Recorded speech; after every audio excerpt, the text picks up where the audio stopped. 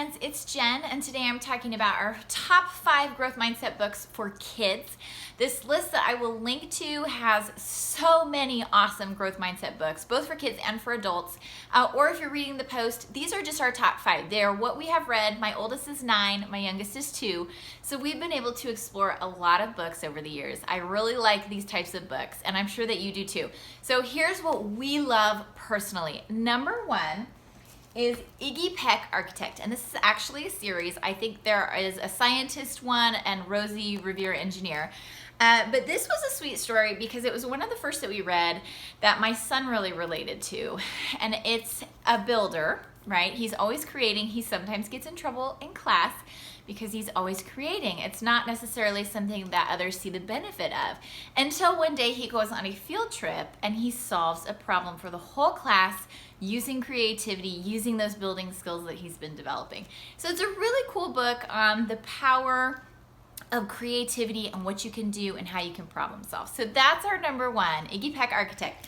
Number 2 is a little bit similar. It's called The Most Magnificent Thing. It's a little girl that's an inventor. She wants to build the most perfect thing, but it takes forever and forever, and she can't get it quite right. So she gets frustrated. She wants to walk away. I believe her dog convinces her to take a walk and then come back, and then she gets it just the way she wants it. So this one is a cool book on determination, on maybe things not working out the way that you wanted them to the first time, and to keep at it. This was a sweet book too.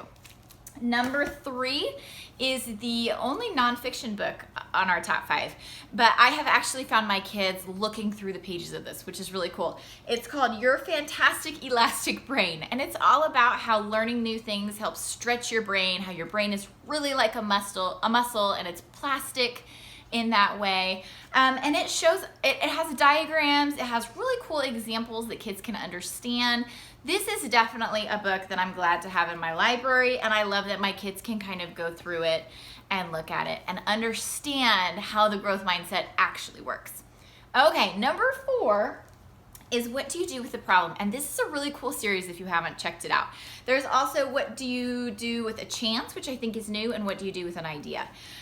So this one is a little boy. He has a problem. The problem gets bigger and bigger, and he tries to ignore it, and what do you do?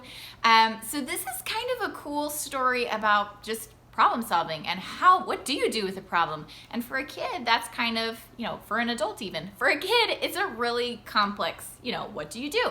What do you do with an idea? So these are kind of really cool things that they can see in third person, watching someone else handle it, and then get it for their own lives.